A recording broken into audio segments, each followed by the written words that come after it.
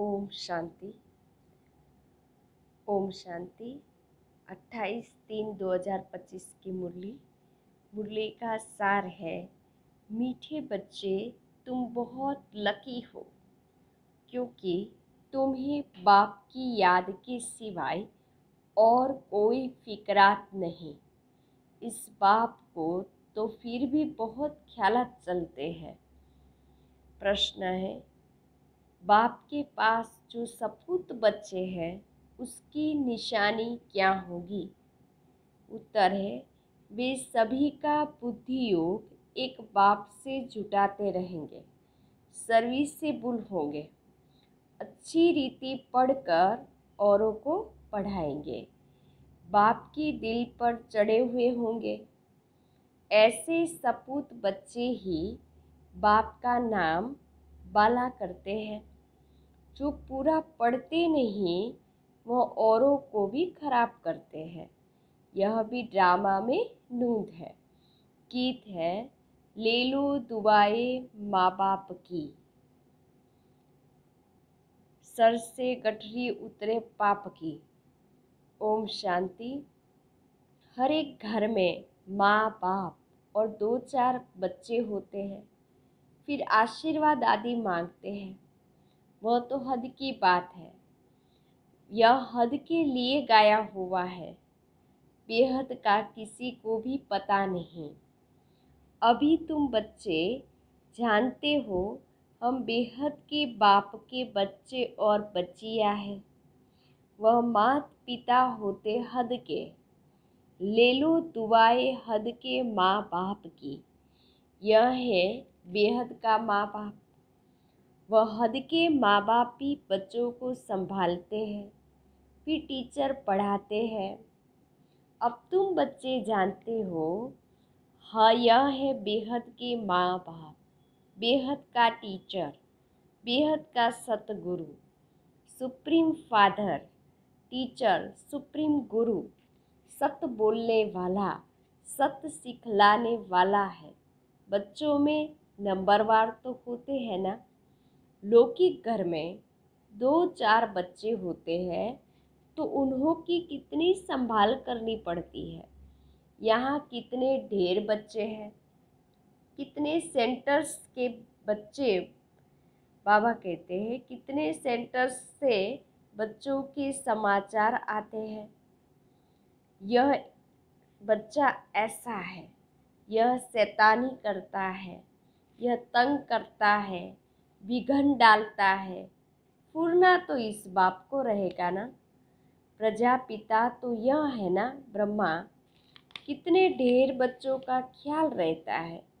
तब बाबा कहते हैं तुम बच्चे अच्छी रीति बाप की याद में रह सकते हो। इनको तो हजारों फूरने हैं ब्रह्मा बाबा को, एक फूरना तो है ही है। हजारों फूरने दूसरे रहते हैं। कितने ढेर बच्चों को संभालना पड़ता है। माया भी बड़ी दुश्मन है ना। अच्छी रीति कोई कोई की खाल उतार देती है, कोई को नाक से, कोई को चोटी से पकड़ लेती है। इतने सबका विचार तो करना पड़ता है, फिर भी बेहद बाप की याद में रहना पड़े। तुम हो बेहद बाप के बच्चे। जानते हो हम बाबा की श्रीमत पर चल क्यों न बाप से पूरा वर्षा ले लेवे। सब तो एक रस चल न सके, क्योंकि यह राजाई स्थापन हो रही है और कोई की बुद्धि में आ न सके। यह है बहुत ऊंच पढ़ाई। बादशाही मिल गई, फिर पता नहीं पड़ता कि यह राजाई कैसे स्थापन हुई। यह राजाई का स्थापन होना बड़ा वंडरफुल है। अभी तुम अनुभवी हो, पहले इनको भी पता थोड़ी था कि हम क्या थे, फिर कैसे 84 जन्म लिए हैं। अभी समझ में आया है। तुम भी कहते हो बाबा आप वही हो। यह बड़ी समझने की बात है। इस समय ही शिव बाबा आकर सब बातें समझाते हैं। इस समय भल कोई कितना भी लखपति हो, करोड़पति हो, बाबा कहते यह पैसे आदि सब मिट्टी में मिल जाने हैं, बाकी टाइम ही कितना है। दुनिया के समाचार तुम रेडियो में अथवा अखबारों में सुनते हो, क्या क्या हो रहा है। दिन प्रतिदिन बहुत झगड़ा बढ़ता जा रहा है, सुत मुझता ही रहता है। सब आपस में लड़ते झगड़ते मरते हैं। तैयारियां ऐसी हो रही है जिससे समझ में आता है कि लड़ाई शुरू हुई कि हुई। दुनिया नहीं जानती कि ये क्या हो रहा है, क्या होने का है। तुम्हारे में भी, बाबा कहते, तुम्हारे में भी बहुत थोड़े हैं जो पूरी रीति समझते हैं और खुशी में रहते हैं। इस दुनिया में हम बाकी थोड़े रोज हैं। अभी हमको कर्मातीत अवस्था में जाना है। हर एक को अपने पुरुषार्थ के लिए, बाबा कहते, हर एक को अपने लिए पुरुषार्थ करना है। तुम तो पुरुषार्थ करते हो अपने लिए, जितना जो करेंगे उतना फल पाएंगे। अपना पुरुषार्थ करना है और दूसरों को पुरुषार्थ कराना है, रास्ता बताना है। यह पुरानी दुनिया खलास होनी है। अब बाबा आया हुआ है नई दुनिया स्थापन करने। तो इस विनाश के पहले तुम नई दुनिया के लिए पढ़ाई पढ़ लो। भगवानुवाच, मैं तुमको राजयोग सिखाता हूँ। लाडले बच्चे, तुमने भक्ति बहुत की है। आधा कल्प तुम रावण राज्य में थे ना। यह भी किसी को पता नहीं कि राम किसको कहा जाता है, राम राज्य की कैसे स्थापना हुई। यह सब तुम ब्राह्मण ही जानते हो। तुम्हारे में भी कोई तो ऐसे हैं जो कुछ भी नहीं जानते हैं। बाबा के पास सपूत बच्चे वह हैं जो सबका बुद्धि योग एक बाबा के साथ जुड़ाते हैं, जो सर्विसेबल है, जो अच्छी रीति पढ़ते हैं, वो बाप की दिल पर चढ़े हुए हैं। कोई तो फिर न लायक भी होते हैं, सर्विस के बदले डिसर्विस करते हैं, जो बाप से उनका बुद्धियोग तोड़ा देते हैं। यह भी ड्रामा में नूंद है। ड्रामा अनुसार यह होने का ही है। जो पूरा पढ़ते नहीं तो क्या करेंगे, औरों को भी खराब कर देंगे। इसीलिए बच्चों को समझाया जाता है, बाबा को फॉलो करो। और जो भी सर्विसेबल बच्चे हैं, बाबा के दिल पर चढ़े हुए हैं, उसका संग करो। पूछ सकते हो किसका संग करे बाबा, तो बाबा झट बता देंगे, इनका संग बड़ा अच्छा है। बहुत है जो संगी ऐसा करते हैं जिनका रंग भी उल्टा चढ़ जाता है। गाया भी जाता है, संग तारे कुसंग बोरे। कुसंग लगा तो एकदम खत्म कर देंगे। घर में भी दास दासियाँ चाहिए ना, प्रजा के भी नौकर चाकर सब चाहिए ना। ये सारी राजधानी स्थापन हो रही है, इसमें बड़ी विशाल बुद्धि चाहिए। इसीलिए बेहद का बाप मिला है तो श्रीमत ले उस पर चलो, नहीं तो मुक्त पद भ्रष्ट हो जाएंगे। यह पढ़ाई है, इसमें अभी फेल हुए तो जन्म जन्मांतर कल्प कल्पांतर फेल होते रहेंगे। अच्छी रीति पढ़ेंगे तो कल्प कल्पांतर अच्छी रीति पढ़ते रहेंगे। समझा जाता है यह पूरा पढ़ते नहीं है तो क्या पद मिलेगा। खुद भी समझते हैं हम सर्विस तो कुछ करते नहीं हैं, हमसे तो होशियार बहुत है। होशियार को ही भाषण के लिए बुलाते हैं तो जरूर जो होशियार है उच्च पद भी वहीं पाएंगे। हम इतनी सेवा नहीं करते हैं तो उच्च पद पा नहीं सकेंगे। टीचर तो स्टूडेंट को भी समझ सकते हैं ना, रोज पढ़ाते हैं, रजिस्टर उनके पास रहता है, पढ़ाई का और चलन का भी रजिस्टर रहता है। यहाँ भी ऐसे है। इसमें फिर मुख्य है योग की बातें। योग अच्छा है तो चलन भी अच्छी रहेगी। पढ़ाई में भी पढ़ाई में फिर कहाँ अहंकार आ जाता है। इसमें सारी गुप्त मेहनत करनी है, याद की। इसीलिए ही बहुतों की रिपोर्ट आती है कि बाबा हम योग में नहीं रह सकते। बाबा ने समझाया है, योग अक्षर निकाल दो। बाबा जिससे वर्षा मिलता है उनको तुम याद नहीं कर सकते हो, वंडर है। बाप कहते, हे आत्माएं, तुम मुझ बाप को याद नहीं करते हो। मैं तुमको रास्ता बताने आया हूँ, तुम मुझे याद करो तो इस योग अग्नि से पाप दग्ध हो जाएंगे। भक्ति मार्ग में मनुष्य कितना धक्का खाते रहते हैं। कुंभ के मेले में कितना ठंडे पानी में जाकर स्नान करते हैं, कितनी तकलीफ सहन करते हैं। यहाँ तो कोई तकलीफ नहीं है। जो फर्स्ट क्लास बच्चे हैं वह एक आशुक के सच्चे सच्चे, बाबा कहते हैं, जो फर्स्ट क्लास बच्चे हैं वह एक माशूक के सच्चे सच्चे आशिक बन याद करते रहेंगे। शिव बाबा माशूक है और हम सभी आशिक हैं। घूमने फिरने जाते हैं तो एकांत में बगीचे में बैठकर याद करेंगे।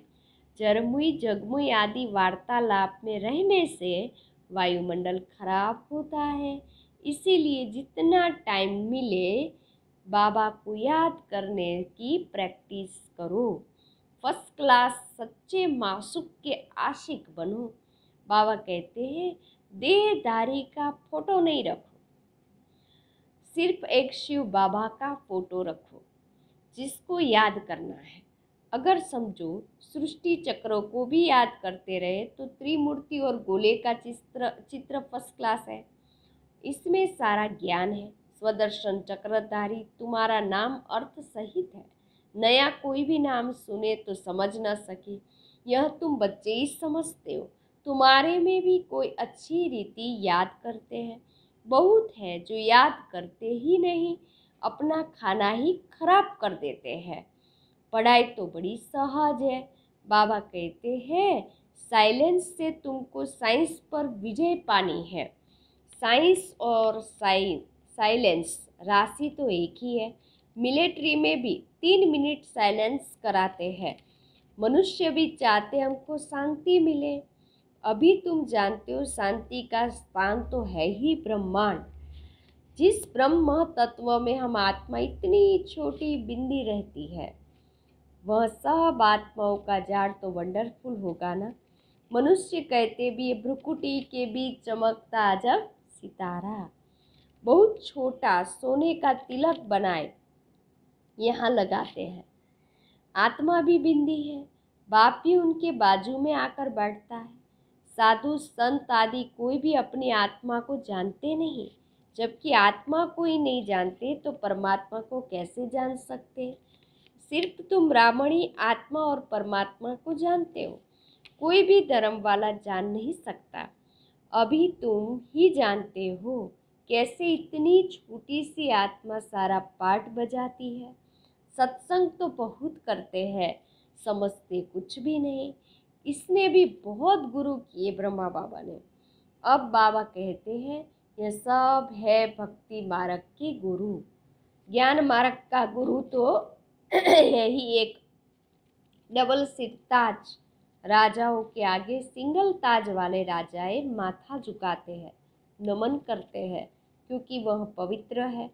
उन पवित्र राजाओं के ही मंदिर बने हुए हैं। पतित जाकर उन्हों के आगे माथा टेकते हैं, परंतु उनको कोई भी यह पता थोड़ी है कि यह कौन है। हम माथा क्यों टेकते हैं? सोमनाथ का मंदिर बनाया, अब पूजा तो करते हैं, परंतु बिंदी की पूजा कैसे करें? बिंदी का मंदिर कैसे बनेगा? यहाँ है बड़ी गुह्य बातें। गीता आदि में थोड़ी यह बातें हैं। जो खुद मालिक है वही समझाते हैं। तुम अभी जानते हो कैसे इतनी छोटी आत्मा में पाठ नूंधा हुआ है। आत्मा भी अविनाशी है, पाठ भी अविनाशी है। वंडर है ना। यह सारा बना बनाया खेल है। कहते भी है, बनी बनाई बन रही, अब नाही बननी, चिंता ताकी कीजिए, अनहोनी सो होय। ड्रामा में जो नूंद है वो तो ज़रूर होगा, चिंता की कोई बात नहीं है। तुम बच्चों को अब अपने आप से प्रतिज्ञा करनी है कि कुछ भी हो जाए आंसू नहीं बहाएंगे। फलाना मर गया, आत्मा ने जाकर दूसरा शरीर लिया, फिर रोने की क्या दरकार, वापिस तो आ नहीं सकते। आंसू आया, नापास हुए। इसीलिए बाबा कहते प्रतिज्ञा करो कि हम कभी रोएंगे नहीं। परवाह थी पार ब्रह्म में रहने वाले की, बाप की। परवाह थी पार ब्रह्म में रहने वाले बाप की, वह मिल गया तो बाकी क्या चाहिए। बाप कहते हैं तुम मुझ बाप को याद करो, मैं एक ही बार आता हूँ यह राजधानी स्थापन करने के लिए। इसमें लड़ाई आदि की कोई बात नहीं। गीता में दिखाया है, लड़ाई लगी सिर्फ पांडव बचे, वह कुत्ता साथ लेकर पहाड़ों पर गल मरे, जीत पैनी और मर गए, बात ही नहीं ठहरती। यह सब दंत कथाएं हैं, इसको कहा जाता है भक्ति मार्ग। बाबा कहते हैं तुम बच्चों को इससे वैराग्य होना चाहिए। पुरानी चीज से तो नफरत होती है ना, नफरत कड़ा अक्षर है, वैराग्य अक्षर मीठा है। जब ज्ञान मिलता है तो फिर भक्ति का वैराग्य हो जाता है। सतयुग त्रेता में तो फिर ज्ञान की प्रारब्ध 21 जन्म के लिए मिल जाती है, वहाँ ज्ञान की दरकार नहीं रहती। फिर जब तुम वाम मार्ग में जाते हो तो सीढ़ी नीचे उतरते हो। अभी है अंत। बाप कहते हैं अब इस पुरानी दुनिया से तुम बच्चों को वैराग्य आना है। तुम अभी शूद्र से ब्राह्मण बनते हो, फिर सो देवता बनेंगे, और मनुष्य इन बातों को क्या जाने। बल विराट रूप का चित्र बनाते हैं, परंतु उसमें न चोटी है न शिव है। कह देते देवता क्षत्रिय वैश्य शूद्र, बस शूद्र से देवता कैसे कौन बनाते हैं यह कुछ भी नहीं जानते। बाबा कहते हैं तुम देवी देवता कितने साहूकार थे, फिर वह सब पैसे कहाँ गए। माथा टेकते टेकते टिप्पण घिसाते पैसा गवाया। कल की बात है ना, तुमको यह बनाकर गए, फिर तुम क्या बन गए हो। अच्छा, मीठे मीठे सिकिलधे बच्चों प्रति माता पिता बाप दादा का याद प्यार और गुड मॉर्निंग। रूहानी बाप की रूहानी बच्चों को नमस्ते। हम रूहानी बच्चों की रूहानी बाप दादा को याद प्यार गुड मॉर्निंग, नमस्ते नमस्ते नमस्ते। सदा रहो हंसते। मैं कौन, आत्मा मेरा कौन, शिव बाबा। कहाँ जाना, परम धाम। बाबा थैंक यू, बाबा शुक्रिया। मेरा बाबा, मीठा बाबा, प्यारा बाबा, लाडला बाबा, वाह बाबा वाह, धन्यवाद बाबा। धारणा के लिए मुख्य सार। पहली पॉइंट्स, झरमुई जगमुई पर चिंतन के वार्तालाप से वातावरण खराब नहीं करना है। एकांत में बैठ सच्चे सच्चे आशिक बन अपने मासूक को याद करना है। अपने आप से प्रतिज्ञा करनी है कि कभी भी रोएंगे नहीं, आँखों से आंसू नहीं बहाएंगे। जो सर्विस से पुल बाप की दिल पर चढ़े हुए हैं उनका ही संग करना है। अपना रजिस्टर बहुत अच्छा रखना है। वरदान, पावरफुल वृत्ति द्वारा मनसा सेवा करने वाले विश्व कल्याणकारी भव। विश्व की तड़पती हुई आत्माओं को रास्ता बताने के लिए साक्षात बाप समान लाइट हाउस माइट हाउस बनो। लक्ष्य रखो कि हर आत्मा को कुछ न कुछ देना है, चाहे मुक्ति दो चाहे जीवन मुक्ति। सर्व के प्रति महादानी और वरदानी बनो। अभी अपने अपने स्थान की सेवा तो करते हो, लेकिन एक स्थान पर रहते मनसा शक्ति द्वारा वायुमंडल वाइब्रेशन द्वारा विश्व सेवा करो। ऐसी पावरफुल वृत्ति बनाओ जिससे वायुमंडल बने। तब कहेंगे विश्व कल्याणकारी आत्मा। स्लोगन: अशरीरीपन की एक्सरसाइज और व्यर्थ संकल्प रूपी भोजन की परहेज से स्वयं को तंदुरुस्त बनाओ। अव्यक्त इशारे, सत्यता और सभ्यता रूपी कल्चर को अपनाओ। अब अपने भाषणों की रूपरेखा नहीं करो। विश्व शांति के भाषण तो बहुत कर लिए, लेकिन आध्यात्मिक ज्ञान व शक्ति क्या है और इसका सोर्स कौन है, इस सत्यता को सभ्यता पूर्वक वर्णन सिद्ध करो। सभी समझे कि यह भगवान का कार्य चल रहा है। माताएं बहुत अच्छा कार्य कर रही है। समय प्रमाण यह भी धरनी बनानी पड़ी, लेकिन जैसे फादर सोज सन है, ऐसे सन सोज फादर हो, तब प्रत्यक्षता का झंडा लहराएगा।